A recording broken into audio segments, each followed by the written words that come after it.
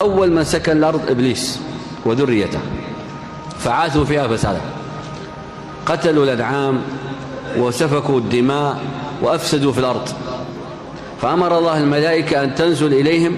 وتطردهم عن الأرض، فطردوا من الأرض الأبالسة الشياطين إلى البحار، إلى الكواكب الأخرى، وأخذ إبليس أسيرا وحمل إلى السماوات، وهذا سبب دخول إبليس مع الملائكة. فلما حمل للسماوات عاش إبليس مع السماوات قبل خلق آدم، فخاطب الله الملائكة وإبليس معهم وأعطاهم خبر خلق آدم: إني خالق بشرا من طين فإذا سويته ونفخت فيه من روحي فقعوا له ساجدين. وإذ قال ربك للملائكة، إبليس يسمع، وإذ قال ربك الملائكة إني جاعل في الأرض خليفة، الملائكة قالوا أتجعل فيها من يفسد فيها، قياسا على إبليس وذريته.